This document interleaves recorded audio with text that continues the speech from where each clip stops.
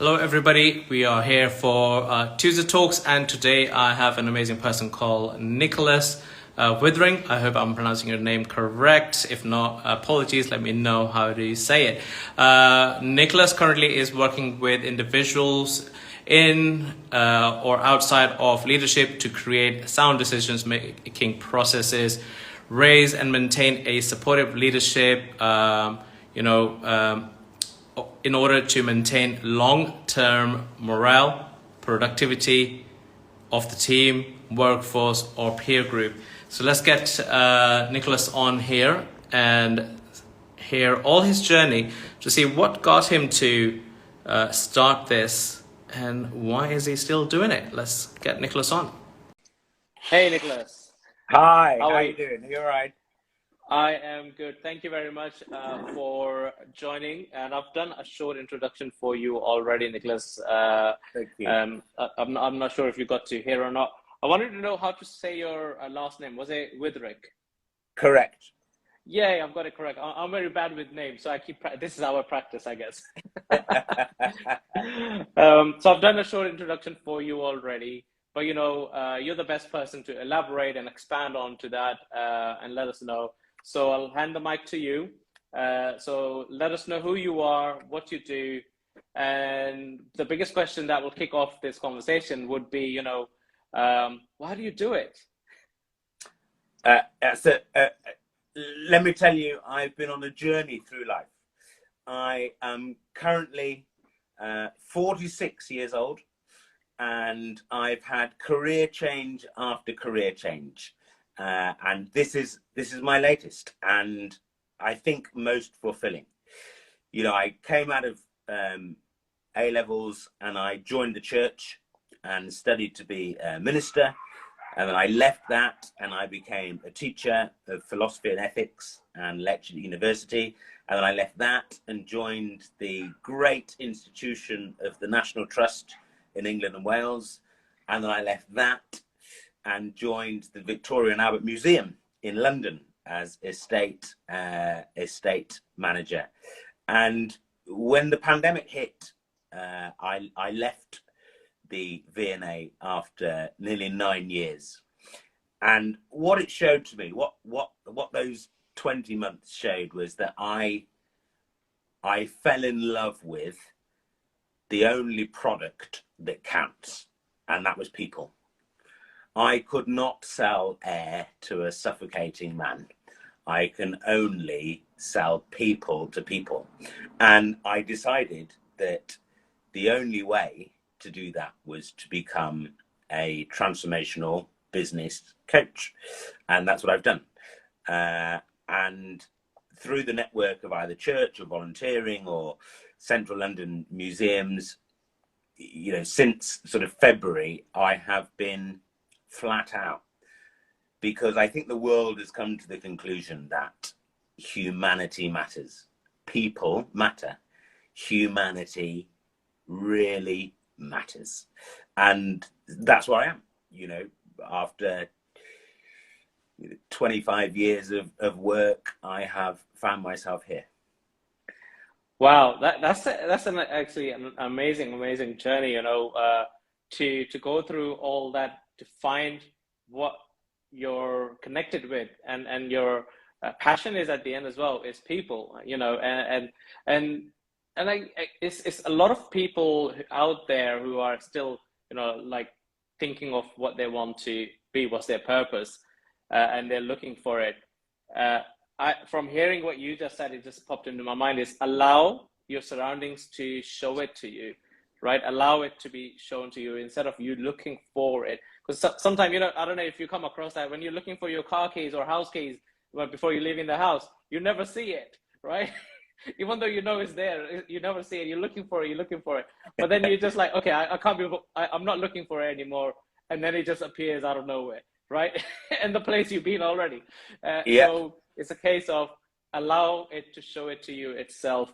And obviously, yeah, I'm not saying not to look for it, but be present. That's all I also heard that you're mentioning there, in your story is you were present to everything that you were going through and you learned everything. And then at the end, you're like, hang on a minute. this is what I've learned, and this is where I find myself at peace and connecting with everybody and best at. I'm gonna pursue this now, and obviously, as you said, you're flat out, right? So it picks up from there. So how is that journey for you now, that since you've pivoted, what's that journey look like for you now? If you want to share a little bit about that. So one of the really important things that I found about, I think we were building up for the last several years, where people were under so much personal, mental, mindful pressure that it was going to explode. It was going to explode. It was unsustainable. And I really believe that this reset button, and listen, I understand, I've experienced it, those 18 months were horrific for a lot of people. But what it did for society, and what it did for communities, and what it did for families, and what it did for individuals, was to say, who and what am I? And nobody is an island. And since February, when I started Eagle Transformational Coaching, what I found is that people floundered, found themselves during that pandemic, and now are frightened to go back to what was before. And I'm really pleased about that, because we've heard people so many times, and I listen to it every day, where people go, I want normality. Let's go back to normal. The government tells us, let's go back to normal.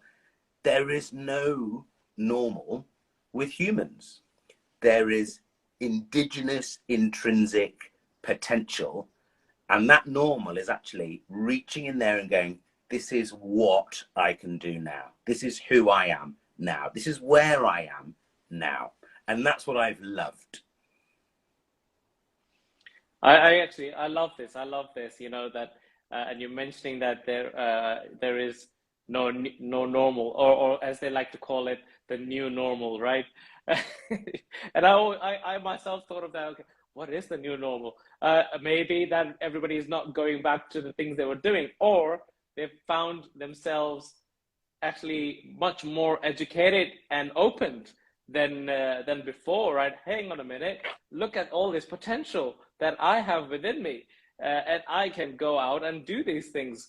Before, there's nothing wrong with with jobs and having a day job and all that stuff. I myself have it and currently work with a corporate industry, so there is nothing wrong with it. But the thing is, are you aware of your full potential? Which I am. So I am working on that as well to build it, right? So this is where you're at. Okay, if you're aware of it, are you able to pursue it and continue with this every time? Look, like how this Tuesday Talk's been happening today. It has its issues and everything, but we are here. And I'm also on holiday, so I'm in Spain doing this Tuesday Talk. So I'm that committed, right? So, and this is where it depends on what are you willing to do to pursue what's important to you. And now people have actually realized that since the pandemic has happened, because before you were just stuck in that cycle, going to work, coming home, watching Netflix, eating food and all that stuff, relaxing so you're refreshed for the next day again, doing that every day, living for the weekend, and it's okay for some people, it's all right, that's their comfort zone. But for the people who are there, who think that, there's more to life, than just being in a routine or just doing what they're doing. And this is what I hear from you, and that's what you grasped, and you were like, okay, here we are, let me open you up, right? I think you're absolutely right. You're absolutely right. It is about, being informed by your emotions. A lot of people felt that they were emotional, but they were emotional for external things. They were emotional for not seeing family or not seeing friends or not having that social life. But actually, I think there is a kickback in that, where people start saying, what and who am I emotionally? If I'm not seeing my friends or I'm not seeing my family, where does that leave my emotion?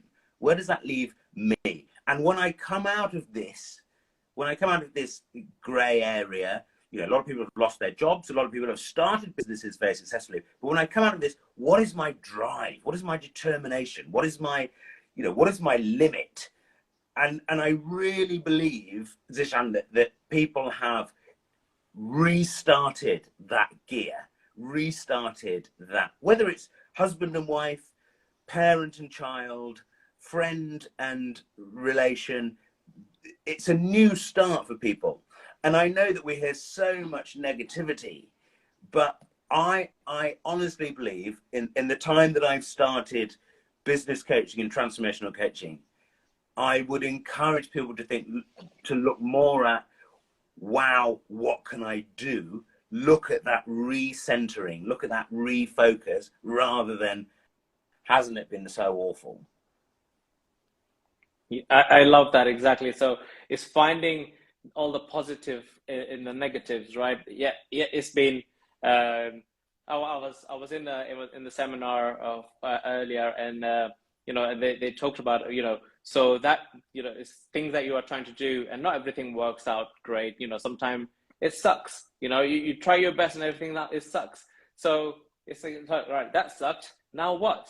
Right. So it's a case of, right, now what can we do to to see what I have learned from this, right? That, yeah, that sucked, that didn't went well. What is next? What did I learn from it? What can I perfect it? I'm going to use an example of Elon Musk here, you know, who's obviously pioneering all these electric motors, and now obviously trying to go to Mars. He is the only one who is getting the same rockets come back and land perfectly, so that they can be reused to go back up again. You know, we all think about it. NASA thought about it for so many years, but never took action on it. So he was like, hang on a minute, I'm going to try to do it. And then obviously from his startup point, so many other companies have got on board to it. You know, like you got Virgin Galactica, you've got Jeff Bezos' company as well, doing something as well similar. But he's trying to practice and going to it. He had so many failures that when they took off and they never landed back properly, they exploded by the time they landed. But his thing was always like, now what? Okay, we've seen this. What can we learn from this and fix it? And now what? What can we do next one to make it better? And that's the approach I believe we should have, right? It's the same. It's the same with so many things. Failure is going to come our way. We are going to strive to achieve, and we're not going to meet the target. We're going to climb a mountain and we're never going to meet the summit often. But that doesn't mean that we have reduced our own potential. That does not mean that we then have to take a step back because we're not good enough. What it means is that we have put a tool in our toolbox. We've put a spanner in there. We've put a wrench in there. We've put a pump in there. And we'll know next time which tool to pull out of our toolbox. And people like Elon Musk, or, you know, Branson, or so many of these people, you know, I'll tell you what they are. They're not thermometers, they're thermostats. They go into a situation and they will set the temperature. They won't read the temperature. They won't listen to the negativity, listen to the you can't do, or you won't be able to. They will be the thermostat, and they will set their temperature and go, this is what we're setting. We are going to set the temperature of this environment, and nothing's going to shake that. And I would encourage everybody, if you feel like everything is overwhelming, don't be a thermometer, be a thermostat. Set yourself that target. Push yourself up 1 degree. That is it, 1 degree. And set that for the week. I am not going to, or I am going to, for a week. 1 degree. Because if you hold that thermometer at the bottom, the mercury is going to rise and rise. You're absolutely right, Zishan. This is about how people react to and how people absorb others' opinion. And exactly, and I love this, the way you put it on there, because I've never heard that one before. You know, being the thermostat instead of a thermometer. That is amazing. Already a golden nugget to take away from this episode. If it's not, that's my aha moment here already. I don't know about the other people, but that's amazing.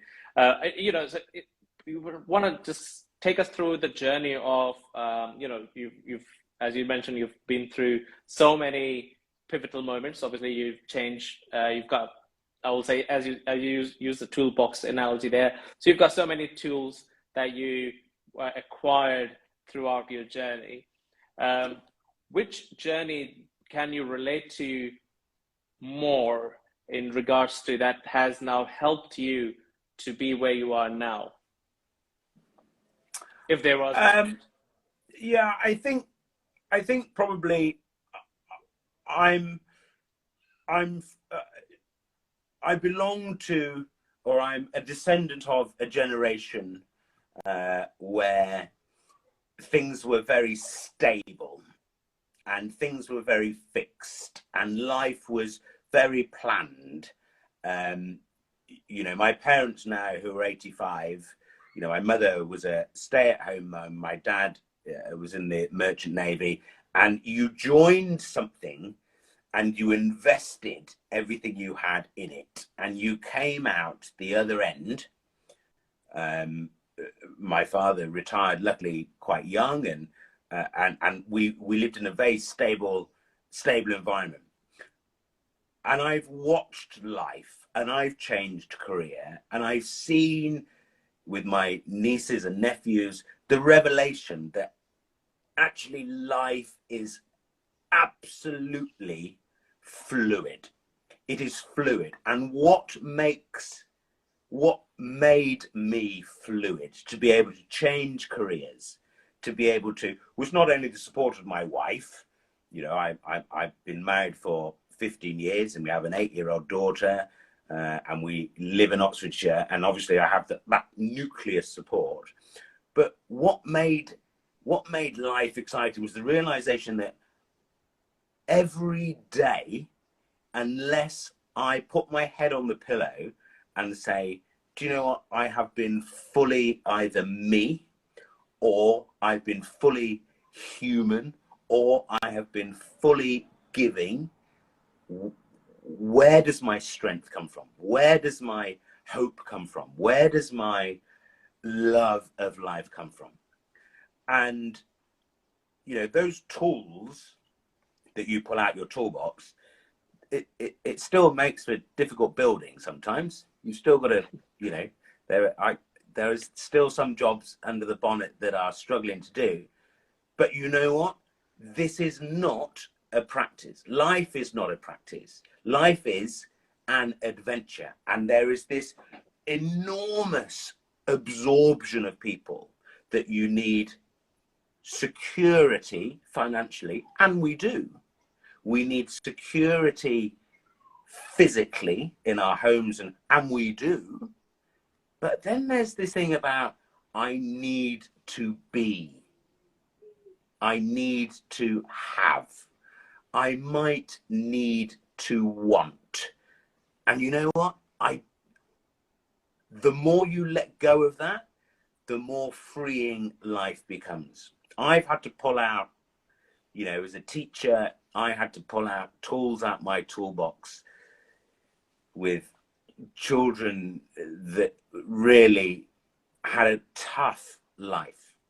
Volunteering with people in the National Trust, I had to pull tools out of the toolbox where, older people who were not on the rubbish heap, who were not ready to retire, were finding something in life to do. I had to pull tools out at the V&A where you saw people who were just absorbed and obsessed with the world of culture and art. And that is life. And my message to people is, don't put pressure on yourself. Don't wrap yourself, don't tie yourself up to conformity. Be yourself. And the more difficulties and the more joys and the more celebrations and the more adventures, put a tool in your bag. And when you leave the house, you're carrying it on your shoulders. So don't be afraid. That burden that people feel, Zishan, that burden that people feel is often the rucksack of experience, culture, education, love that they're carrying. Wow. I love this. I love this. You know, the burden, the rucksack they're carrying has all that in there. Is amazing. You know, and and profoundly shared. You know, is be you. And so here's the thing that just popped up in my mind. So a lot of people currently do struggle, and I don't like to use the word struggle a lot because there's never a struggle. It's challenges in life, right? So a lot of people are challenged quite often to be themselves. I could be idly because they have society who have given them perspective of what things should look like, or is handed down through, as you mentioned, you know, your family, your upbringing was quite stable and everything. So you might enjoy continuing that, right? Like, ooh, this is life, and this is me. But my question again, that you just popped up there, and is that really you, or is it a hand me down you in terms of which you picked up whilst you were growing up in terms of this is what society, my peer groups, my family talked about, and therefore this is what should be me.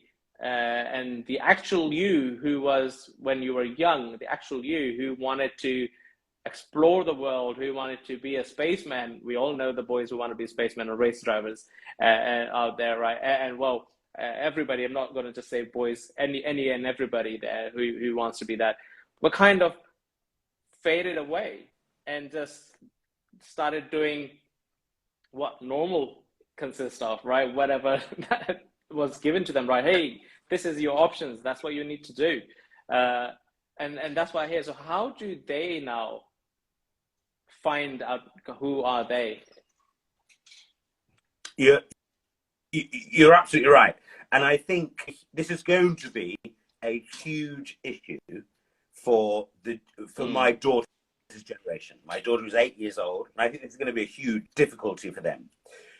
You know, if I look to the generation above me, there was employment stability, there was payment stability, there was economic stability, there was educational stability, and to an extent there was social stability outside of things like political riots or other such livelihoods. What we have undermined and what we have forgotten to do is allow young people to be themselves. And it's a little bit like sort of years 8 and 9 at secondary school in the UK, so sort of 14, 15, or it's like you know, being 15, 16, being in a religious family, or it's like having a puppy at 6 or 7 months old.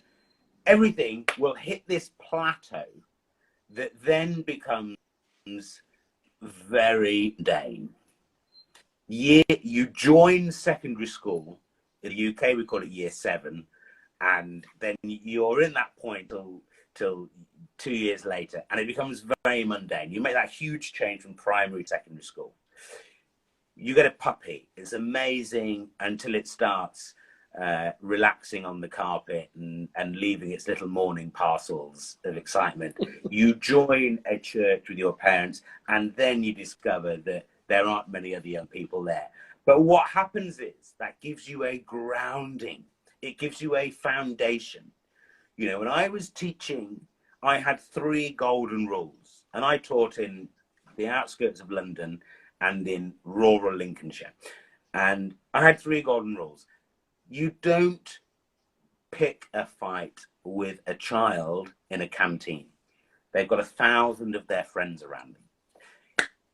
Rule number 2, if a child was sat in my class with a coat on, then I'm not going to argue about taking it off. Why? Because he's sat here learning. You know, you've got to let people become individual. And sometimes that takes a long time. It doesn't take teens in your 20s. You know, I discovered who I was probably not even after marriage, but when I became a parent. You know, the journey is different. But what I will say is that we cannot isolate people without knowing where they have come from.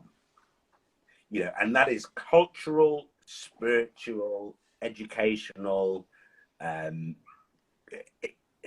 diversity in every aspect. That is where people come from. And what limits people is when they feel, I feel an outsider, I feel neglected, I feel unpromoted, I feel unmanaged. You know, and this is I think this is going to become a huge issue. We can see it in politics. In the last 2 weeks, we've seen it. Do people believe in the democratic system? It's hard to know. Why? Because they don't feel valued. So, I love that actually. That's a, you know, that's very, very good way that you've put it on there. You know, and I appreciate the fact that you shared that, you know, they need that grounding, you know, that foundation, right? So, and that you shared, you know, that your is it daughter, right? Your daughter's 8? yes. Yeah. So, and it is something that I'm also passionate about in terms of getting the young minds now looked into all of these things a bit earlier on in their journey, to explore and be themselves. And this is where, you know, I have a mission in terms of, right, and a vision to inspire as many young minds who are out there to celebrate themselves whilst they are growing. So explore the options which are out there, and parents to allow them and nurture their abilities that they show. Everybody, or every child out there shows an ability which you can either nurture or shut down. And no fault of any parents that they do anything wrong, but what happens is they also fail to recognize, or if they do recognize, they don't know what to do as well sometimes. You know, I'm not saying that every child is an entrepreneur out there, but every child has an ability to create something which can help the world in trade of something. And you know what is really important, Zishan, that you said is absolutely right. With our children, you know, as parents, you know, we have one child and we muddle our ways through. But do you know what I see through life is that childhood of exactly what you said about reaching potential, encouraging expectation, nurturing ability, that gap is going from childhood through teenage years, post-university, into young adulthood.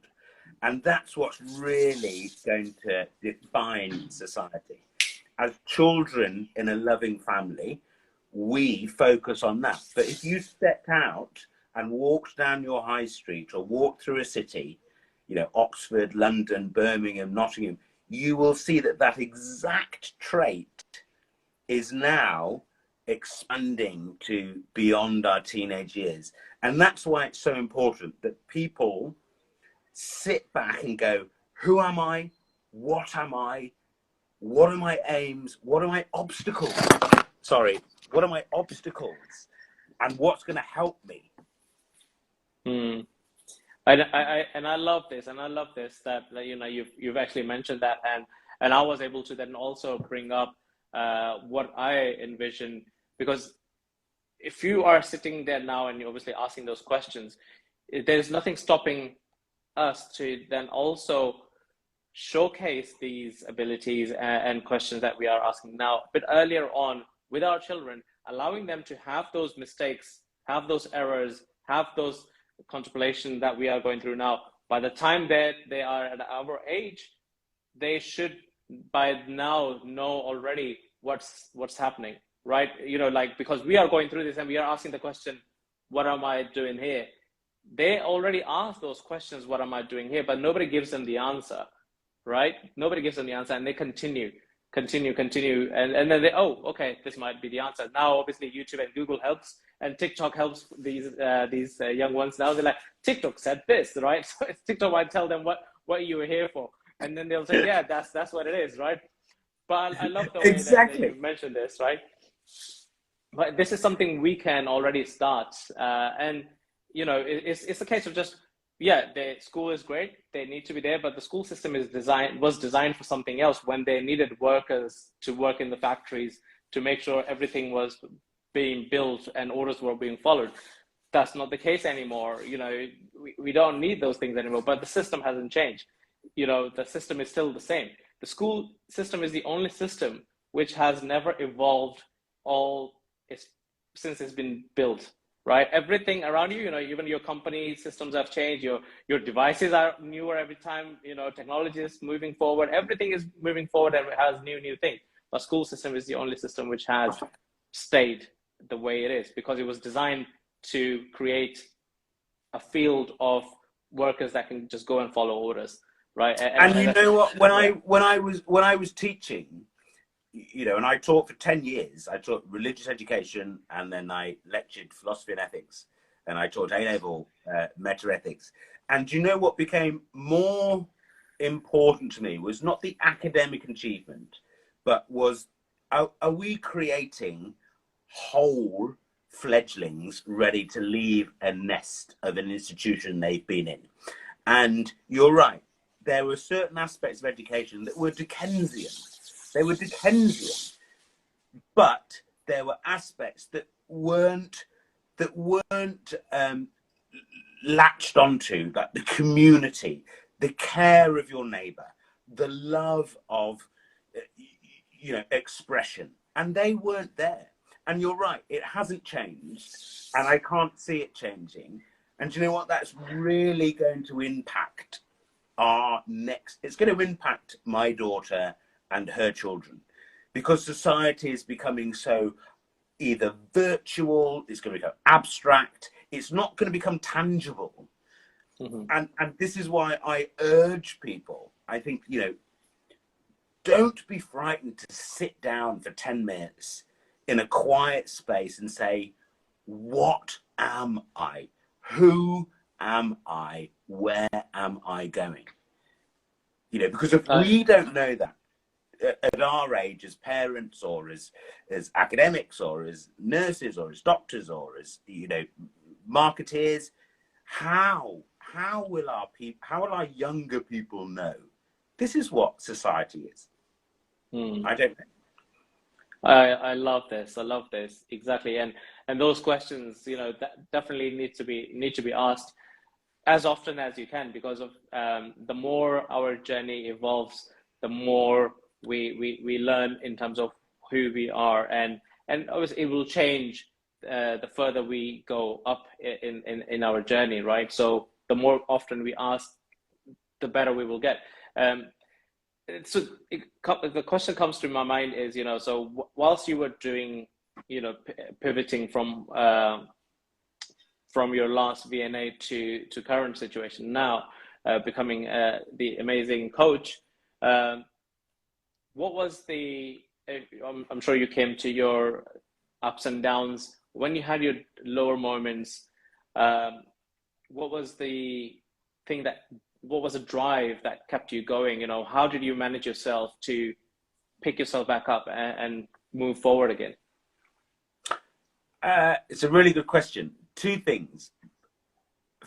Fundamentally is the belief that I will not fail. I might make mistakes. I might be stupid in some decisions.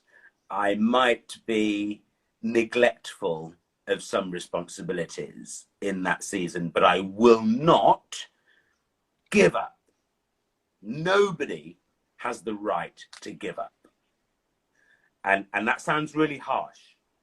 You know, I fundamentally believe, Zishan, that nobody has the right to give up, because everybody is responsible to something or someone.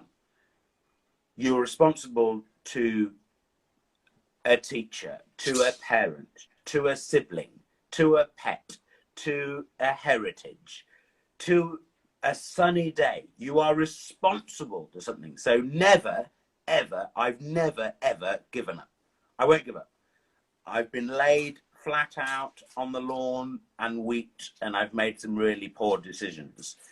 But first and foremost, you do not give up. Secondly, is I've admitted that my limitations are apparent. There are things that I cannot do. You know, when I started Ego Transformational Coaching, there were simple things that I just could not do without either my wife or the company we retain or IT specialists. There are things that I cannot do.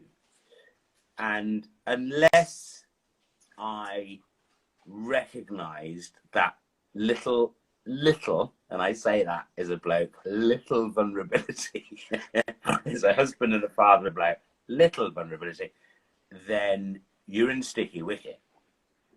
You're in sticky wicket. Be a little bit vulnerable. Never, ever give up. My mantra is don't give up. In the face of adversity, what's the worst that something can be done to me? Don't give up. Don't give up. I love that. I love that. So, you know, don't give up and be vulnerable to your vulnerabilities. And I love this because a lot of time we hide our vulnerabilities because we are afraid, or we'll say maybe the fear of rejection, failure, looking like that we don't know anything in front of the person that you want to be, be inspiring to, right? And be vulnerable out there. And I've noticed this, and I just wanted to elaborate because it just popped up in my mind, is by sharing your vulnerabilities. Obviously, as you said, little vulnerabilities. You don't want to be like writing a whole essay out there, but sharing your vulnerabilities as they come along and putting yourself out there actually gets you the right support and help, and gets you out there straight away, because there's lots of things I can put my hands up. I don't know as well myself. We never know everything anyway. That's all I say. I mean, I'm yet to meet a person who's perfect and knows everything. So we never know everything, but it's nice to just admit, all right, actually, I don't know this one. So maybe, but I know this, I can guide you with this. Oh, I don't know this. I'll tell you what, so do you know anybody who knows this? I'll tell you what vulnerability does in the secular world. Vulnerability in the world is viewed as slightly weak. Vulnerability means that there's a chink in the armor. Vulnerability means that the fortress wall might come down. But actually, in the real world of relationship, of family, of parenting, of being managed, of being a manager, of being in business, what vulnerability does is show that you are open to help, that you can draw on other people to say, listen, I'm not sure, but I've got a team around me who may well be sure, who can advise, who can help. Vulnerability is not a weakness. In my opinion, Zishan, it's a strength. It shows people in every sphere, whether you're learning to drive, whether you're learning to be a parent, whether you've just got a new puppy, whether you've just gone abroad for the first time. Vulnerability shows I am open to strengthening whatever it is I want to strengthen. I love this, exactly, and that's what it is for everybody to just take away from this. Is to be vulnerable where you can, to showcase, and it's amazing. By being vulnerable, you are also strengthening yourself, as you put it, right? So you are strengthening that chink in your armor. I found that now. I don't know how to fix this, but I know somebody who can fix that for me, right? Let's go and get it, right? So that's how I see it. I love this, and thank you for sharing and elaborating on that as well.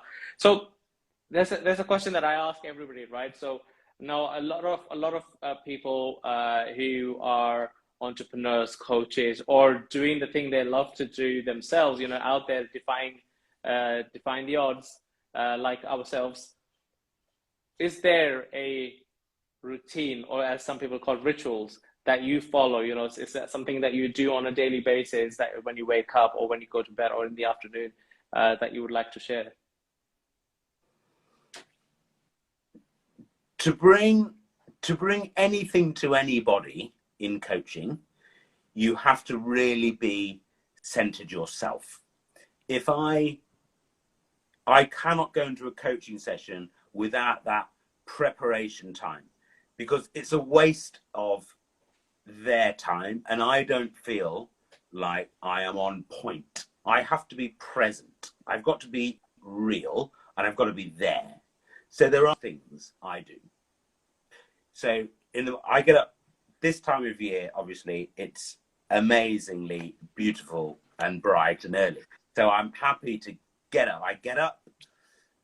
So in our house with an 8-year-old and my wife who commutes to London, so we're up fairly early. And I always take the dog for a walk every morning.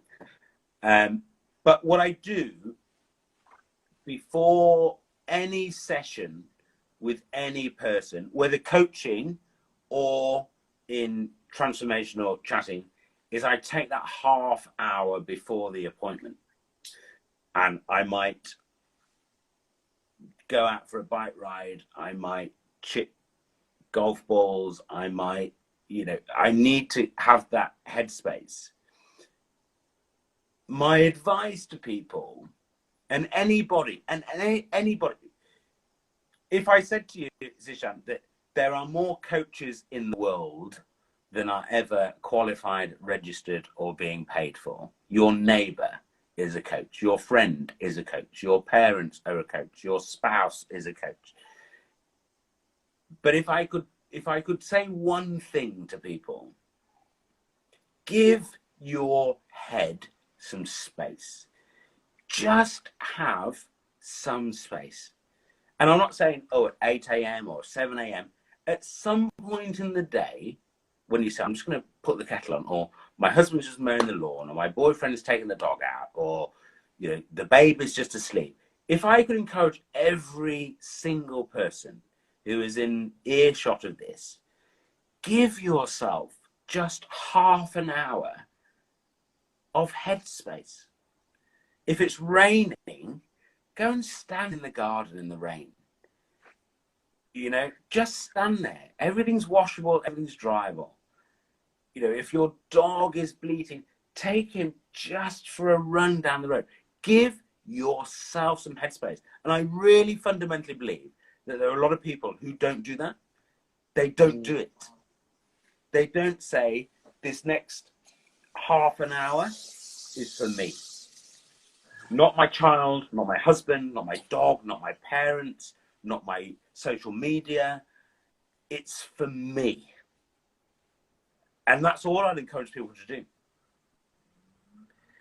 I really love that, and you know, that will also get you grounded into being you, and you know, finding that space. You know, what I try to do is I like to work in this time blocks, right? So every task has a time block of, okay, we're going to work in this hour, this task is being done, and that task has been done in that hour, and in between. So I love scheduling because of that. So I'll schedule everything. Even the time that is for me is scheduled. We'll just say me time. I've got no idea what I'm going to do that time, but it's me time, right? And then in between those tasks as well, where when you are feeling like, okay, now, you know, your vision's becoming a tunnel vision and you're not seeing anything else. I always say, you know, just look out the window and look up at the sky. How often do we actually look up at the sky? It's never, almost never. And if you just do that, you're allowing your brain to expand straight away, is because it's not seeing any walls, it's not seeing any restrictions, it's just seeing the vastness of blueness and clouds and formations and everything. So you're allowing it to expand. And I would urge people, Zishan, because me time me time is a very egocentric thing, and I think that's really important. Me time is important, and I would challenge people to say, I need my me time. Have your me time, but create some point in your day an elephant time. Elephants never forget. Me time is where I want to do. That might be a hot bath. That might be hot chocolate. That might be a walk with the dog. Create elephant time. An elephant never forgets. And an elephant time is something that is going to take you through. You're not going to forget it today. You're not going to forget it tonight. Create some elephant time. And that may well be staring at the stars. It may well be walking through a field of corn. Create elephant time and me time. You're absolutely right. Me time is so important. An elephant never forgets. Create things in your day that you think, I'm going to do this now, that I'm not going to forget today. I'm not going to forget when I'm lying in bed. I'm not going to forget when it's Monday morning tomorrow. Create it. That's actually amazing. I mean, elephant time. That's going to actually stick with me as well. So I love that. Thank you. So here's a question, right? Because I mentioned that I love scheduling, right? So what's your go-to thing? Do you love scheduling, or you're a list person? Which one do you prefer? I have a very simple principle. I live with my wife and daughter, so my principle is busy morning, gentle afternoon. Get up, get on, achieve between whether it's 6 or 7 and midday, afternoon. Reward yourself, relax, enjoy, absorb the environment in which you're in. That is my schedule. Busy morning. Mow lawns, hoover, do the laundry, change the beds, make the phone calls, deal with the mail. When midday comes, then you can say, it's the afternoon. Let's start to create an atmosphere of calm in my soul, in my spirit, in my mind, in my family, in our house. That's actually amazing, and to hear that you've got this. So is that like a routine, that you have a list of things that you like, things to do? So you're following that list, but it's most likely a routine now that you don't even need a list, right? Absolutely, it's a routine. Busy morning, gentle afternoon. Busy morning, gentle afternoon. I love this. I'd like to say thank you very much, Nicholas, for coming on to this Tuesday Talks and spending some time. I know we had some tech glitches, but we finally managed to come through it. So that's the perseverance that we had for this. And anybody else who's been listening through this episode live and been with us all through, thank you very much. And if you had any, a light bulb moment or a spark in your mind, it's your duty now to share this episode with whoever or whomever it is, because we shouldn't keep that spark and inspiration within us. We should just share it out there, because we don't know who's just woken up or going to bed thinking of a better day today or tomorrow. So if it's created a spark in you, it might just create a spark in them. And all we need is a spark to light the engine up, and that's all it is, right? So that's what we need to do, create that spark. Everybody else, thank you very much. Nicholas, we should be wrapping this up. What would you like to say to close this today? First of all, Zishan, I'd like to thank you for inviting me on, and I'm really sorry to everybody because of the technical difficulties we had, but thank you for being with us. You're an amazing chap. You are clearly punching through the norm of people's mentality, and keep going. Thank you very much, Zishan. It's incredible. And to everybody, relax. This is life, and love yourself, and know that you have potential beyond what you currently believe. Amazing. And thank you very much, Nicholas, for those kind words as well. How can people reach out to you if they need to connect with you, or have you got anything coming up for them? I have got a podcast that's going on in the next couple of days, but Zishan, can you put my personal email up if people want to get in contact with me, and my mobile, absolutely no problem at all. I have to say to everybody, I've had my social media suite compromised, but Zishan's got my personal email and my number, and I'm happy for anybody, of course, anybody to contact me if they want to or need to. But you're an amazing person, that what we've just talked about, and I think I believe that you are able to help 1 million people out there. You were suddenly able to bring lots of thoughtful moments in me. So thank you very much, everybody, and thank you very much, Nicholas, as well, and everybody else. We will see you next Tuesday as well with another inspirational person. Thank you, Nicholas. Thank you. Goodbye. Thank you.